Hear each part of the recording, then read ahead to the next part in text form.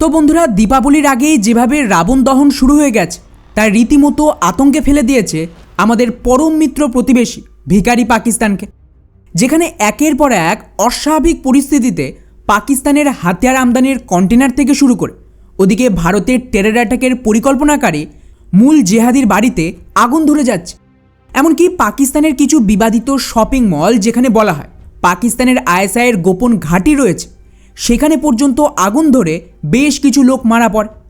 এবং যেভাবে ঘটনাগুলো পরপর ঘটছে তার সাথে আপনারা বাংলাদেশে গত বছর ঘটা কিছু ঘটনার ব্যাপক মিল পাবেন। এবং দেখে মনে হচ্ছে এগুলো কোনোভাবেই সাধারণ কাকতালীয় ঘটনা নয়, বরং খুবই পরিকল্পিতভাবে কোনো বিদেশি শক্তি এই দুই দেশের ভেতরে ঢুকে রীতিমতো তাণ্ডব চালাচ্ছে। আর এর ফল কিন্তু মারাত্মক হতে পারে।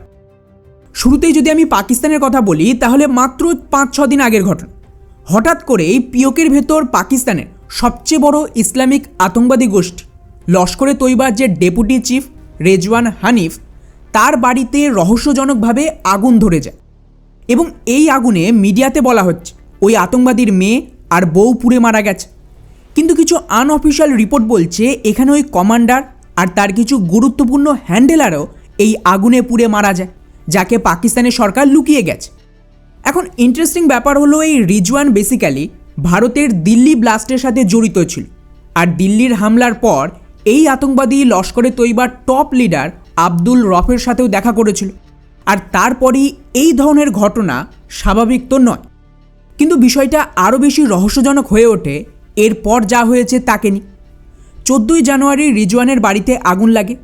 এর ঠিক দুদিন পরেই মানে 16 তারিখে আশ্চর্যজনকভাবে পাকিস্তানের করাচি বন্দরেও আগুন লেগেছে। পাক মিডিয়ার দেওয়া তথ্য অনুযায়ী এই আগুনে বেসিক্যালি টার্মিনালে থাকা 20টা কন্টেনার পুড়ে ছাই হয়ে যায়, যা রিসেন্টলি ওখানে নামানো হয়েছিল। ইন্টারেস্টিং ব্যাপার হলো, কিছু আনঅফিশিয়াল রিপোর্ট দাবি করছে যে এই কন্টেনার পাকিস্তানের সেনাবাহিনী গোপন পথে কিছু হাতিয়ার বা ড্রোন আমদানি করছিল। আর বলা হচ্ছে তাতেই নাকি এই আগুনটা লেগেছে। যদিও পাকিস্তানের সরকার বলছে না না, এখানে কোনো হাতিয়ার টাতিয়ার কিচ্ছু ছিল না, এখানে বেসিক্যালি ব্যাটারি আর কিছু কেমিক্যালস ছিল। কিন্তু যেভাবেই আগুন লাগার পর সাথে সাথে ওখানে তড়িঘড়ি পাকিস্তানের সেনার কিছু কর্মকর্তা ছুটে আসে আর হাই লেভেলের এনকোয়ারি করা হচ্ছে।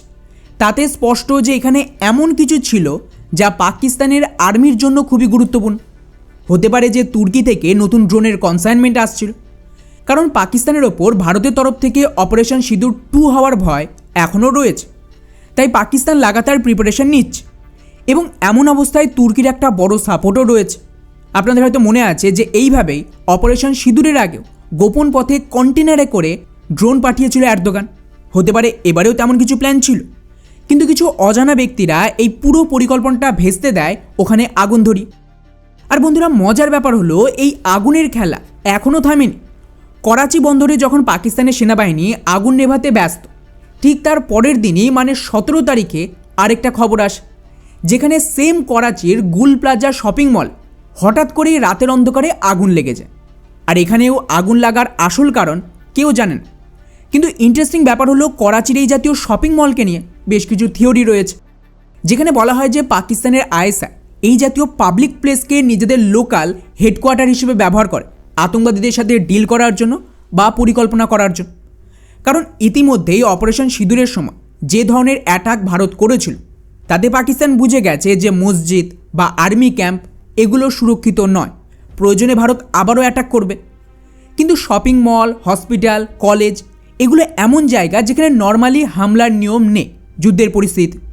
আপনারা দেখে থাকবেন যে গাজাতে এই কারণে হামাস কিন্তু সেম কাজ করে। ওরাও নিজেদের ঘাঁটি বানিয়ে রেখেছিল স্কুল, হসপিটাল, শপিং মল এখানে, যাতে ওদিকে হামলা হলে ওরা ভিকটিম কার্ড খেলতে পারে। কারণ স্বাভাবিকভাবেই ওখানে শুধু আতঙ্কবাদী নয়, বরং সাধারণ মানুষও তো মরবে। আর এটা খুবই কমন প্র্যাকটিস সাধারণ মানুষকে শিল্ড হিসেবে পাকিস্তানের ব্যবহার করা। কিন্তু কোনো কারণে এখন কোনো অজানা শক্তি পাকিস্তানের ভেতরে ঢুকে কখনো পোর্টের হাতিয়ার কন্টেনার, কখনো জিহাদিদের বাড়ি, শপিং মল এগুলিকে টার্গেট করে আগুন ধরিয়ে দিচ্ছে। ফলে এগুলো কোনোভাবেই সাধারণ ঘটনা নয়, বরং আরও বড় কোনো হামলার ইঙ্গিত দিচ্ছে। আননোন গানম্যানের কথা তো মনেই আছে আপনাদের।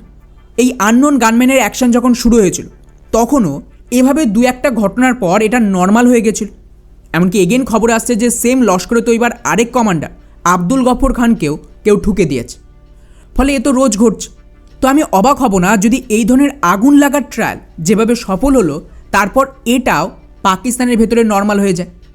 বাকি এই পুরো বিষয়টিকে নিয়ে আপনাদের কী মনে হয়, যে এই সমস্ত ঘটনা কি শুধুই কাকতালীয়, নাকি কোনো বিদেশি শক্তি ইচ্ছাকৃতভাবে পাকিস্তানকে টার্গেট করছে? নিচে অবশ্যই কমেন্ট করে জানাবেন। জয় হিন্দ।